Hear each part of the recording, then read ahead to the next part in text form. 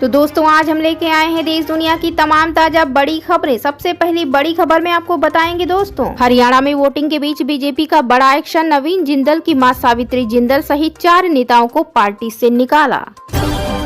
अमेठी हत्याकांड में शिक्षक और उसके परिवार का हुआ अंतिम संस्कार। एक साथ उठी 4 अर्थियां, देख मचा हाहाकार। सुरक्षित स्थानों पर चले जाएं। इजराइल में रह रहे भारतीयों के लिए एडवाइजरी, कहा मदद के लिए इस नंबर पर करें संपर्क। कनाडा में खालिस्तान के खिलाफ आवाज उठाने वाले आरजे ऋषि नागर पर जानलेवा हमला। ट्रूडो सरकार पर उठे सवाल। ड्रोन से बम, 900 उग्रवादियों की घुसपैठ। मणिपुर हिंसा के बीच सेना प्रमुख भूपेंद्र द्विवेदी ने खोली झूठ की पोल। योगी कैबिनेट ने किसानों युवाओं को दिया बड़ा तोहफा। 25 प्रस्तावों पर लगी मुहर। रद्द हो रहा भारत बांग्लादेश T20 मैच। ग्वालियर में हिंदू महासभा का विरोध प्रदर्शन। स्टेडियम की पिच खोदने का किया प्रयास। इजराइल की हमास ईरान जंग ने बढ़ाई संयुक्त राष्ट्र की टेंशन। यूएन सुरक्षा परिषद ने बुलाई इमरजेंसी बैठक। हेलीकॉप्टर की सुरक्षित लैंडिंग पर सीएम नीतीश ने पायलट को सराहा, कहा जारी रहेगा राहत कार्य। मिंगमा ने रचा इतिहास। अतिरिक्त ऑक्सीजन बगैर 8000 मीटर से अधिक ऊंची 14 चोटियां चढ़ने वाले पहले पर्वतारोही बने। तो दोस्तों सभी खबरों को आपको एक एक कर बताने वाले हैं। इससे पहले वीडियो को लाइक और चैनल को सब्सक्राइब कर दें। इसी बीच बढ़ते हैं दोस्तों अपनी पहली और बहुत ही महत्वपूर्ण खबर की ओर। अमेठी हत्याकांड, शिक्षक और उसके परिवार का हुआ अंतिम संस्कार। एक साथ उठी 4 अर्थियां, देख मचा। बता दें दोस्तों की उत्तर प्रदेश के अमेठी में मौत के घाट उतारे गए कि स्कूल के शिक्षक और उसके पूरे परिवार का शनिवार को परिजनों ने रायबरेली के गोला गंगा घाट पर अंतिम संस्कार किया।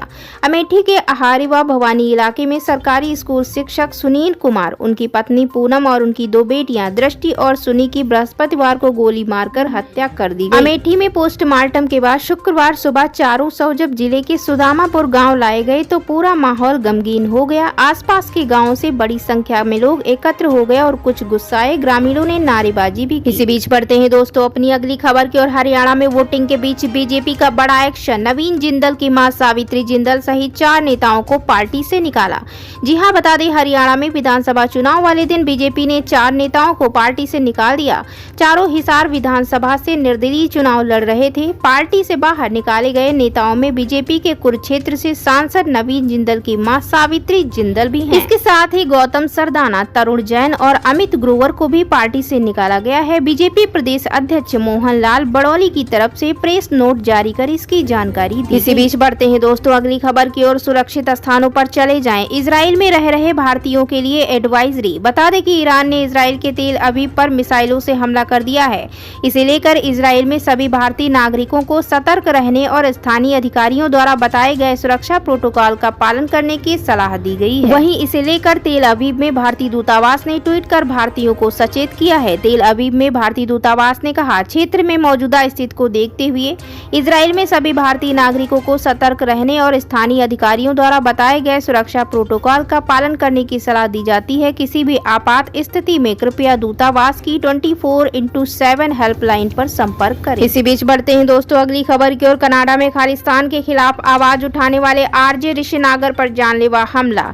जी हां, बता दें बेहद चौंकाने वाली घटना में कनाडा में अल्बर्टा प्रांत के सबसे बड़े शहर कैलगरी में रेड FM के जाने माने ऋषि नागर, आरजे ऋषि नागर पर चाकू से हमले की जानकारी सामने आई है। यह हमला कथित तौर पर खालिस्तानी चरमपंथियों ने किया क्योंकि ऋषि नागर ने उनके हिंसक तरीकों और धार्मिक स्थलों में वसूली के मामलों को उजागर किया था। तो इसी बीच बढ़ते हैं दोस्तों अगली महत्वपूर्ण खबर की ओर। योगी कैबिनेट ने किसानों युवाओं को दिया बड़ा तोहफा। 25 प्रस्तावों पर लगी मुहर।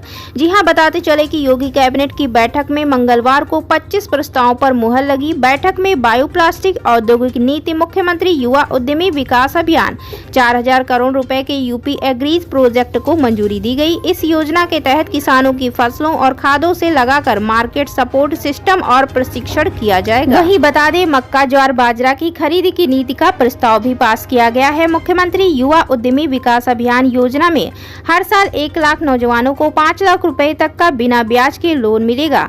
वहीं यूपी एग्री प्रोजेक्ट में 8 मंडलों के 28 जिले शामिल होंगे। बुंदेलखंड, विंध्य, देवी देवी पाटन आजमगढ़ मंडल को भी शामिल किया गया है। इसी बीच बढ़ते हैं दोस्तों अगली खबर की ओर। ड्रोन से बम 900 उग्रवादियों की घुसपैठ। मणिपुर हिंसा के बीच सेना प्रमुख उपेंद्र द्विवेदी ने खोली झूठ की पोल। जी हां, बता दें थल सेना प्रमुख जनरल उपेंद्र द्विवेदी ने मंगलवार को चाणक्य रक्षा संवाद में एक कार्यक्रम को संबोधित किया। इस दौरान उन्होंने भारत चीन सीमा विवाद, मणिपुर हिंसा समेत तमाम मुद्दों पर अपनी बात रखी। वहीं उन्होंने कहा कि जहां तक मणिपुर हिंसा की बात है वो मई 2023 में अफवाह से शुरू हुई। उन्होंने बताया कि हाल ही में उग्रवादियों द्वारा ड्रोन से बम गिराने की बात कही गई थी। इसके अलावा 900 उग्रवादियों के घुसपैठ की खबरें आई थीं। ये सब झूठी कहानियां थीं। तो इसी बीच बढ़ते हैं दोस्तों अगली महत्वपूर्ण खबर की ओर। हेलीकॉप्टर की सुरक्षित लैंडिंग पर सीएम नीतीश ने पायलट को सराहा, कहा जारी रहेगा राहत कार्य। बिहार के मुख्यमंत्री नीतीश कुमार ने पायलट स्क्वाड्रन लीडर प्रवीण और उनके सभी सहयोगियों को उनकी बहादुरी के लिए धन्यवाद दिया। उन्होंने बिहार के बाढ़ग्रस्त क्षेत्रों में फूड पैकेट गिराने के दौरान वायुसेना के हेलीकॉप्टर के इंजन फेल होने पर सुरक्षित इमरजेंसी लैंडिंग करने के लिए पायलट को सराहा। साथ ही मुख्यमंत्री ने स्थानीय ग्रामीणों और एसडीआरएफ टीम के सभी सदस्यों को भी धन्यवाद दिया, जिनकी तत्परता और बहादुरी के कारण वायुसेना के पायलट और उनके सहयोगियों को सुरक्षित बचाया जा सका। इसी बीच बढ़ते हैं दोस्तों अगली महत्वपूर्ण खबर की ओर। रद्द हो भारत बांग्लादेश T20 मैच। ग्वालियर में हिंदू महासभा का विरोध प्रदर्शन, स्टेडियम की पिच खोदने का प्रयास। जी हां, बता दें मध्य प्रदेश के ग्वालियर में भारत बांग्लादेश T20 मैच रद्द करने की मांग को लेकर हिंदू संगठन के कार्यकर्ताओं ने विरोध प्रदर्शन किया। हिंदू महासभा ने पहले ही चेतावनी दी थी कि बांग्लादेश की टीम आएगी तो वह इसका विरोध करेंगे। हिंदू महासभा के दर्जनों कार्यकर्ता सड़क पर झंडा लेकर उतर गए और उन्होंने बांग्लादेश वापस जाओ के नारे भी लगाए। प्रदर्शन करते हुए हिंदू महासभा अंतर्राष्ट्रीय क्रिकेट स्टेडियम की ओर रवाना हुए। हिंदू महासभा स्टेडियम की पिच को खोदना चाहती थी, लेकिन महाराज बाड़े पर पहुंचते ही पुलिस ने सभी को हिरासत में ले लिया। बाद में शांति भंग करने को लेकर पुलिस ने हिंदू महासभा के सभी कार्यकर्ताओं को गिरफ्तार कर लिया। इसी बीच बढ़ते हैं दोस्तों अगली खबर की ओर। इजराइल की हमास ईरान जंग ने बढ़ाई संयुक्त राष्ट्र की टेंशन। यूएन सुरक्षा परिषद ने बुलाई इमरजेंसी बैठक।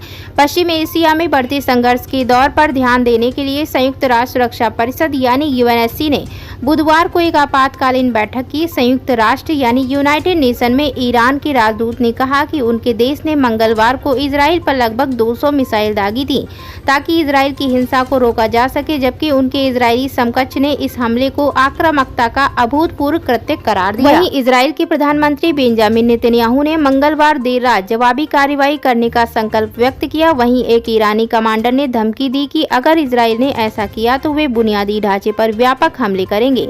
अमेरिका के राष्ट्रपति जो बाइडेन ने बुधवार को कहा कि वह ईरान के परमाणु कार्यक्रम को निशाना बनाकर किए जा रहे इजरायली हमले का समर्थन नहीं करेंगे। इसी बीच बढ़ते हैं दोस्तों अगली महत्वपूर्ण खबर की ओर। मिंगमा ने रचा इतिहास। अतिरिक्त ऑक्सीजन बगैर 8000 मीटर से अधिक ऊंची 14 चोटियां चढ़ने वाले पहले पर्वतारोही बने। बता दें दोस्तों, प्रसिद्ध नेपाली पर्वतारोही मिंगमा जी शेरपा ने अतिरिक्त ऑक्सीजन का उपयोग किए बिना 8000 मीटर से अधिक ऊंची सभी 14 चोटियों पर चढ़ने वाले पहले नेपाली पर्वतारोही बनकर शुक्रवार को इतिहास रच दिया। अभियान का आयोजन करने वाले इमेजिन नेपाल ट्रैक्स के निदेशक दावा शेरपा ने दावा किया कि 38 वर्षीय मिंगमा शाम करीब 4:06 बजे तिब्बत में शीश पांगमा 8027 मीटर की ऊंची चोटी पर पहुंचे। इस तरह वह बिना अतिरिक्त ऑक्सीजन के 8000 मीटर ऊंची चोटियों में से 14 पर चढ़ने वाले नेपाल के पहले पर्वतारोही बन गए। इसी बीच बढ़ते हैं दोस्तों अगली महत्वपूर्ण खबर की ओर। मणिपुर अशांति के लिए पीएम मोदी जिम्मेदार। गृह मंत्री अमित शाह को किया जाए बर्खास्त, कांग्रेस का बड़ा बयान। जी हां, बता दें कांग्रेस ने मणिपुर हिंसा के लिए बुधवार को प्रधानमंत्री नरेंद्र मोदी तथा केंद्र सरकार को जिम्मेदार ठहराया और कहा कि गृह मंत्री अमित शाह को बर्खास्त किया जाना चाहिए क्योंकि वह पूरी तरह से विफल रहे हैं। वहीं पार्टी प्रवक्ता और सोशल मीडिया विभाग की प्रमुख सुप्रिया श्रीनेत ने संवाददाताओं से बातचीत में कहा कि प्रधानमंत्री मोदी को दुनिया के अलग अलग देशों का दौरा किया, लेकिन उन्हें मणिपुर जाने का समय नहीं मिला।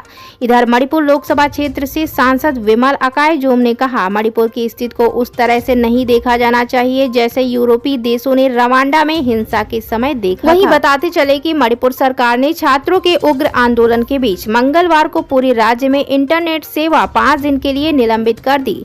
इस महीने की शुरुआत में मणिपुर में हिंसा का नया दौर शुरू हो गया। पिछले साल मई में शुरू हुई हिंसा में अब तक 200 से अधिक लोगों की मौत हो चुकी है। सुप्रिया श्रीनेत ने संवाददाताओं से कहा, 16 महीने हो गए, और मणिपुर जल रहा है। हिंसाग्रस्त प्रदेश में आगजनी, हत्याएं, लूट हो रही हैं। पिछले 10 दिन में 11 से 12 लोगों की मौत हो चुकी है, लेकिन इस देश के प्रधानमंत्री के पास समय नहीं है कि वो मणिपुर चले जाएं। उन्होंने आरोप लगाया मणिपुर में अब एक नया खेल शुरू हुआ है।